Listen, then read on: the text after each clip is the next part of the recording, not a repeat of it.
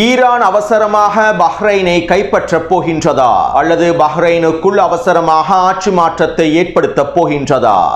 பஹ்ரைனிய மன்னருக்கு எதிராக திரண்டெழக்கூடிய பஹ்ரைனிய மக்களும் அவசரமாக ஜிசிசி படைப்பிரிவுகளை பஹ்ரைனுக்குள் களமிறக்கும் சவுதி அரேபியாவும் ஹெர்மோஸ் ஜலசந்தி பிரதேசத்திற்கு தெற்கு பகுதியில் அமெரிக்காவினுடைய விமானங்கள் மூலமாக இலக்கு வைக்கப்பட்ட ஈரானின் சிறிய படகுகளும் ஐக்கிய அரபு அமீரகத்திற்கு அருகாமையில் தட்டி தூக்கப்பட்ட அமெரிக்காவினுடைய எண்ணெய் கப்பலும் கிளஸ்டர் வார்ஹெட்டை கொண்டிருக்கக்கூடிய ஏவுகணைகள் மூலமாக இஸ்ரேலி ஆக்கிரமிப்பை பொளந்து கட்டும் ஈரானும் கொத்து குண்டுகளால் கொத்து கொத்தாக தட்டி தூக்கப்பட்டு தரைமட்டமாக்கப்படும் இஸ்ரேலி ஆக்கிரமிப்பின் உள்கட்டமைப்புகளும் மிக முக்கியமான தளங்களும். ஈரானின் புதிய உச்ச தலைவர் படுகாயங்களுக்குள்ளாக்கப்பட்டுள்ளாரா? ஈரானிய IRGC தளபதி இஸ்மாயில் கனி அவர்கள் உளவாளியாக செயற்படுகின்றாரா?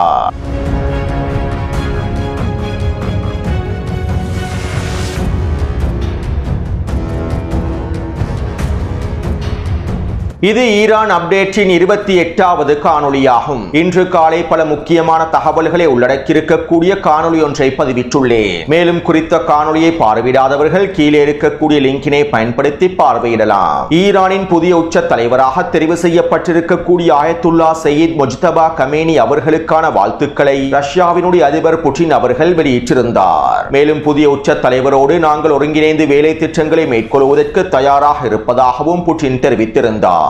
அதே போன்று ஓமான் நாட்டினுடைய அதிபரும் ஈரானின் புதிய உச்ச தலைவருக்கான வாழ்த்து செய்திகளை அனுப்பி வைத்திருந்தார். மேலும் வடகொரியாவினுடைய அதிபர் கிம் ஜோங் உன் அவர்களும் ஈரானின் புதிய உச்ச தலைவருக்கான வாழ்த்துக்களை அனுப்பியிருந்தார். மேலும் ஈரானின் புதிய உச்ச தலைவரோடு ஒருங்கிணைந்து வேலை திட்டங்களை மேற்கொள்ள தயாராக இருப்பதாகவும் அமெரிக்காவுக்கு எதிரான இஸ்ரேலி ஆக்கிரமிப்புக்கு எதிரான போரிலே வடகொரியா எப்போதும் ஈரானுக்கு முழுமையான ஆதரவை வழங்கும் என்றும் நாங்கள் எப்போதும் ஈரானுக்கு உறுதுணையாகவே இருப்போம் என்றும் வடகொரியாவினுடைய அதிபர் தெரிவித்துள்ளார்.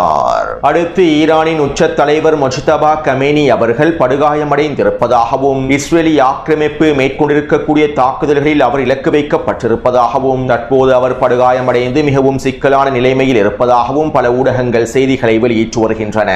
கடந்த 24 மணித்தியாலங்களுக்கு மேலாக சர்வதேச ஊடகங்கள் தொடக்கம் இந்திய ஊடகங்கள் வரையில் இந்த செய்திகளை வெளியிட்டிருந்தன. ஈரானினுடைய புதிய உச்ச தலைவர் முஜ்தபா கமேனி அவர்கள் எங்கு இருக்கின்றார் என்கின்ற விடயம் யாருக்கும் தெரியாது. அவர் இருக்கக்கூடிய இடம் வெளிப்படுத்தப்படவில்லை. மேலும் அவர் பகிரங்கமாக வெளியில் வந்து எந்த விதமான உரையையும் முன்வைக்கவில்லை. அதே நேரம் தியாகி அலி கமேனி அவர்களை இலக்கு வைத்தும் அவருடைய குடும்ப உறுப்பினர்களை இலக்கு வைத்தும் இஸ்ரேலி ஆக்கிரமிப்பும் அமெரிக்காவும் மேற்கொண்டிருந்த ஆரம்ப கட்ட தாக்குதல்களில் முஜ்தபா கமேனி அவர்கள் சிறிய காயங்களுக்கு உட்பட்டிருந்ததாக தகவல்கள் வெளியாக இருந்தன. இருப்பினும் குறித்த தகவல்கள் உறுதிப்படுத்தப்பட்டிருந்த தகவல்களாகவும் இருக்கவில்லை. எனவே போரினுடைய ஆரம்பத்தில் வெளியாக இருந்த சில தகவல்களை ஆதாரங்களை வைத்துக் கொண்டே தற்போது அதிகளவான சர்வதேச ஊடகங்களும் இந்திய ஊடகங்களும் ஈரானின் உச்ச தலைவர் முஜ்தபா கமேனி அவர்கள் படுகாயமடைந்திருப்பதாகவும் புதிய தலைவராக நியமிக்கப்பட்டதற்கு பின்பே இஸ்ரேலி ஆக்கிரமிப்பு இந்த தாக்குதல்களை மேற்கொண்டிருப்பதாகவும் போலி பிரச்சாரங்களை மேற்கொண்டு வருகின்றன. அடுத்து கடந்த ஒரு வாரமாக ஈரானிய IRGC தளபதிகளில் ஒருவரான ஜெனரல் இஸ்மாயில் கானி தொடர்பாக பல தகவல்கள் செய்திகள் வெளியாகிய வண்ணம் இருக்கின்றன. IRGC இராணுவ தளபதி இஸ்மாயில் கானி அவர்களே இஸ்ரேலி ஆக்கிரமிப்பின் உளவாளியாக செயற்பட்டுள்ளார் என்றும் இவரின் மூலமாகவே அனைத்து விதமான உளவு தகவல்களையும் இஸ்ரேலி ஆக்கிரமிப்பு பெற்றுக் கொண்டுள்ளது என்றும் ஈரானினுடைய உச்ச தலைவர் படுகொலை செய்யப்படுவதற்கும் இவர் தான் முக்கியமான காரணம் என்றும் பல செய்திகள் தொடர்ச்சியாக வெளியிடப்பட்டு பரப்பப்பட்டு வருகின்றன. அத்தோடு 12 நாள் போரின் போதும் ஜெனரல் இஸ்மாயில் கானி தொடர்பாக இவ்வாறான செய்திகள் வெளியாக இருந்தன. இவர் தான் முக்கியமான உளவாளியாக இஸ்ரேலின் உளவாளியாக செயற்படுகின்றார் என்கின்ற தகவல்கள் வெளியாக இருந்தன. அத்தோடு 12 நாள் போருக்கு பின்பு IRGC தளபதியாக இருக்கக்கூடிய இஸ்மாயில் கானி அவர்கள் பதவியிலிருந்து நீக்கப்பட்டு ஈராக்குக்கான IRGC ஆலோசகராக தெரிவு செய்யப்பட்டார். சில முக்கியமான காரணங்களுக்காகவும் அவருடைய திறமையற்ற செயற்பாடுகளின் விளைவாகவுமே அவர் தளபதி பதவியிலிருந்து நீக்கப்பட்டு ஈராக் எதிர்ப்பு குழுக்களுக்கான ஆலோசகராக தெரிவு செய்யப்பட்டிருந்தார் என தகவல்கள் வெளியாக இருந்தன. மேலும் 12 நாள் போரின் போதும் அதற்கு பின்பும் வெளியிட்டிருந்த காணொளிகளிலும் இவற்றை நான் தெளிவாக குறிப்பிட்டிருந்தேன். எனவே இஸ்மாயில் கானி அவர்கள் உளவாளியாக செயற்பட்டிருந்தால் 12 நாள் போருக்கு பின்பே அவரை ஈரானிய தலைமைகள் முழுமையாக நீக்கியிருப்பார்கள். அவரை களத்திலிருந்து முழுமையாக அகற்றியிருப்பார்கள். மேலும் அதிகளவான ரகசியங்களை வைத்திருக்கக்கூடிய ஒரு நபரை ஒரு பொழுதும் ஈரானிய தலைமைகள் இவ்வாறு விட்டு வைக்க மாட்டார்கள். 12 நாள் போருக்கு பின்பும் இஸ்மாயில் கானி அவர்கள் ஈரானிய உச்ச தலைவரோடு நெருங்கி பழக செல்லக்கூடிய காணொளிகளும் வெளியாக இருந்தன.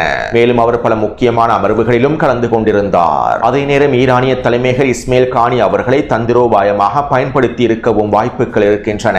12 நாள் போருக்கு பின்பு இவர் உளவாளியாக இருக்கின்றார் என்று பிரச்சாரங்கள் மேற்கொள்ளப்பட்டதை தொடர்ந்து இவரை வேறு விதமாக பயன்படுத்துவதற்கும் ஈரானிய தலைமைகள் திட்டமிட்டிருக்கலாம். இதற்கமைவாக சில காய் நகர்த்தல்களையும் மேற்கொண்டிருக்கலாம். எனவே என்னுடைய கருத்துப்படி இவர் உளவாளியாக இருந்திருந்தால் 12 நாள் போருக்கு பின்பே முழுமையாக நீக்கப்பட்டிருப்பார், அகற்றப்பட்டிருப்பார். அத்தோடு இஸ்மாயில் கானி அவர்கள் இஸ்ரேலி ஆக்கிரமிப்பில் தான் இருக்கின்றார் என பல போலி செய்திகள் வெளியாகிய வண்ணம் இருக்கின்றன.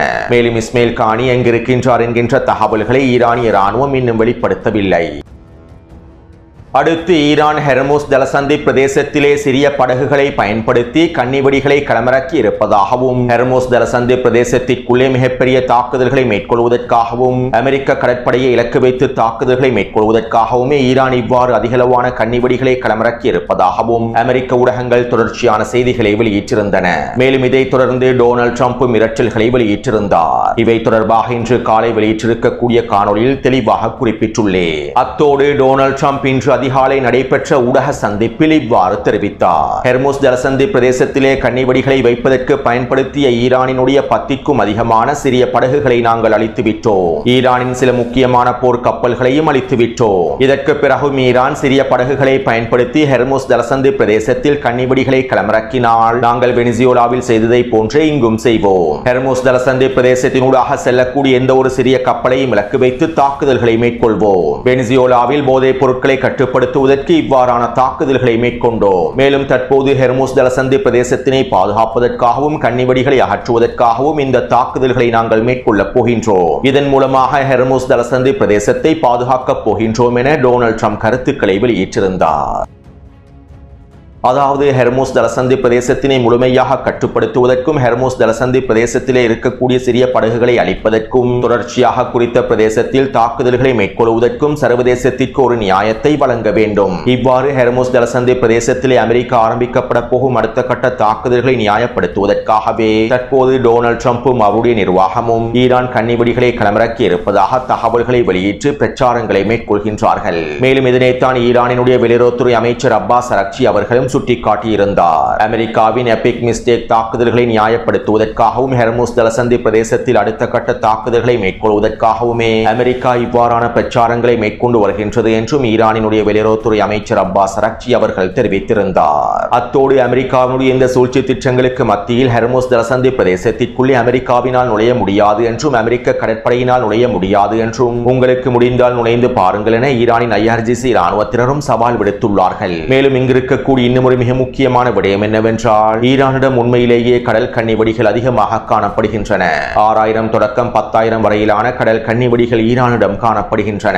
மேலும் ஈரான் இன்னும் இந்த கடல் கன்னிவெடிகளை களமிறக்கவில்லை. ஹெர்முஸ் ஜலசந்தி பிரதேசத்திலே ஈரான் இன்னும் இந்த கன்னிவெடிகளை களமிறக்கவில்லை. மேலும் தற்போது டொனால்ட் ட்ரம்பினுடைய இந்த போலி பிரச்சாரங்களினால் ஈரானின் கடற்படையினர் இந்த போலி பிரச்சாரங்களை உண்மைப்படுத்துவதற்கு கடல் கன்னிவெடிகளை முழுமையாக களமிறக்கலாம். மேலும் கடல் கன்னிவெடிகள் களமிறக்கப்பட்டால் அமெரிக்க கப்பல்களும் அமெரிக்காவினுடைய போர்க்கப்பல்களும் இலகுவாக குறிவைக்கப்படும். சுருக்கமாக குறிப்பிடுவதாக இருந்தால் முட்டாள் டொனால்ட் ட்ரம்ப் இன்னும் முட்டாள்தனமான முடிவுகளை எடுத்து வருகின்றார். ஹெர்முஸ் ஜலசந்தி பிரதேசத்தினை முழுமையாக கட்டுப்படுத்துவதற்கும் ஹெர்முஸ் ஜலசந்தி பிரதேசத்திலிருந்து ஈரானிய கடற்படையை அகற்றுவதற்கும் டொனால்ட் ட்ரம்ப் தற்போது ஹெர்முஸ் ஜலசந்தி பிரதேசத்திலேயே போரை ஆரம்பிக்கப் போகின்றார். மேலும் இது ஹெர்முஸ் ஜலசந்தி பிரதேசத்திலே மிகப்பெரிய தீப்பிழம்பை உருவாக்கப் போகின்றது. இது ஒட்டுமொத்த மேற்குலகுக்கும் மிகப்பெரிய சவாலாகவும் இழப்பாகவும் மாறப்போகின்றது. அத்தோடு ஹெர்முஸ் ஜலசந்தி பிரதேசத்திற்கு தெற்கு பகுதியிலே நாங்கள் 10 படகுகளை அழித்து விட்டோம் என்று டொனால்ட் ட்ரம்ப் அறிக்கைகளை வெளியிட்டு 15 நிமிடங்களுக்குள் ஈரானிய கடற்படையினர் ஐக்கிய அரபு அமீரகத்திற்கு அருகாமையில் இருக்கக்கூடிய அமெரிக்காவின் எண்ணெய் கப்பலை இலக்கு வைத்து தாக்குதலை மேற்கொண்டிருந்தார்கள். சிறிய படகுகள் மூலமாக குறித்த எண்ணெய் கப்பலை சுற்றி வளைத்து இந்த தாக்குதலை மேற்கொண்டுள்ளார்கள். மேலும் எங்கிருந்து இந்த படகுகள் வந்தது என்று எங்களுக்கு தெரியவில்லை. ஆனால் தாக்குதல்களை மேற்கொண்டு விட்டு குறித்த படகுகள் மறைந்து விட்டது என அந்த கப்பலின் தலைமை மாலுமியும் கருத்துக்களை வெளியிட்டுள்ளார். அதாவது அமெரிக்கா ஹெர்முஸ் ஜலசந்தி பிரதேசத்தில் எவ்வளவு முயற்சிகளை மேற்கொண்டாலும் ஹெர்முஸ் ஜலசந்தி பிரதேசத்தினை ஒரு பொழுதும் அமெரிக்காவினுடைய கட்டுப்பாட்டுக்கு கீழால் கொண்டு வர முடியாது. மேலும் நான் முன்னைய காணொளிகளில் குறிப்பிட்டிருப்பதை போன்று ஈரானிய கடற்படையினர் மொசைக் பாதுகாப்பு உத்தியையே நடைமுறைப்படுத்தியுள்ளார்கள். மொசைக் பாதுகாப்பு உத்திக்கு அமைவாக ஹெர்முஸ் ஜலசந்தி பிரதேசத்தில் தாக்குதல்களை மேற்கொள்வார்கள். மேலும் அமெரிக்காவுக்கு இந்த மொசைக் பாதுகாப்பு உத்தியானது மிகப்பெரிய சவாலாகவே இருக்கப் போகின்றது. அடுத்து அடிமை அரபு நாடுகளில் இருக்கக்கூடிய அமெரிக்க நலன்களுக்கு எதிராகவும் அமெரிக்க தளங்களுக்கு எதிராகவும் அதிகாலையிலிருந்து ஈரான் வீரியமான தாக்குதல்களை மேற்கொண்டு வருகின்றது. கிட்டத்தட்ட 2 மணித்தியாலங்களுக்குள் 5 அடிமை அரபு நாடுகளிலும் இருக்கக்கூடிய அமெரிக்க நலன்களுக்கு எதிராக வீரியமான ஏவுகணை மற்றும் ட்ரோன் தாக்குதல்கள் மேற்கொள்ளப்பட்டிருந்தன. மேலும் இந்த தாக்குதல்களில் அதிகளவான ஏவுகணைகளையும் ட்ரோன்களையும் நாங்கள் சுட்டு வீழ்த்தி விட்டோம் என அடிமை அரபு நாடுகள் அறிவித்துள்ளார்கள். இருப்பினும் ஒவ்வொரு நாட்டிலும் இருக்கக்கூடிய அமெரிக்க தளங்களிலும் அமெரிக்க நலன்களிலும் பாரிய வெடிப்புகள் பதிவாகியுள்ளன. உச்ச ஊடக தணிக்கையின் காரணமாக இவை தொடர்பான காணொளிகளும் புகைப்படங்களும் தற்போது வெளியிடப்படுவதில்லை. மேலும் அடிமை அரபு நாடுகளில் இருக்கக்கூடியவர்கள் இந்த காணொளிகளை வெளியிட்டால் அவர்கள் முழுமையாக சிறையில் அடைக்கப்படுகின்றார்கள். அடிமை அரபுகள் உச்சக்கட்ட தண்டனைகளையும் வழங்கி வருகின்றது. ஈரானின் தாக்குதல்களை மூடி மறைப்பதற்கு முழுமையான வேலை திட்டங்களை மேற்கொண்டு வருகின்றார்கள். அடுத்து கிளஸ்டர் வார்ஹெட்டை பயன்படுத்தி ஈரான் இஸ்ரேலி ஆக்கிரமிப்புக்கு எதிரான உச்சக்கட்ட தாக்குதல்களை மேற்கொண்டு வருகின்றது. கடந்த 24 மணித்தியாலங்களுக்குள் இஸ்ரேலி ஆக்கிரமிப்பை இலக்கு வைத்து 10க்கும் அதிகமான கிளஸ்டர் வார்ஹெட்டை கொண்டிருக்கக்கூடிய ஏவுகணை தாக்குதல்கள் மேற்கொள்ளப்பட்டுள்ளன. குறிப்பாக ஹைஃபா பிரதேசத்தை இலக்கு வைத்தும் இஸ்ரேலி ஆக்கிரமிப்பின் கைத்தொழில் துறைமுக பிரதேசங்களை இலக்கு வைத்தும் இந்த தாக்குதல்கள் மேற்கொள்ளப்பட்டுள்ளன. அதே போன்று பல்லுக்கு பல் என்கின்ற விதத்தில் டெல் அவீவின் குடியிருப்பு பிரதேசங்களை இலக்கு வைத்தும் இந்த கிளஸ்டர் குண்டு தாக்குதல்கள் மேற்கொள்ளப்பட்டுள்ளன. அதே போன்று இன்று அதிகாலை மேற்கொள்ளப்பட்டிருந்த தாக்குதல்களில் டெல் அவீவினுடைய மேற்கு பிரதேசத்தில் இருக்கக்கூடிய ராடர் தளம் ஒன்று முழுமையாக தரைமட்டமாக்கப்பட்டுள்ளது. எனவே சுருக்கமாக குறிப்பிடுவதாக இருந்தால் ஈரானின் கொத்து குண்டுகள் இஸ்ரேலி ஆக்கிரமிப்பின் நலன்களையும் சொத்துக்களையும் கட்டிடங்களையும் கொத்து கொத்தாக வேட்டையாடி வருகின்றன.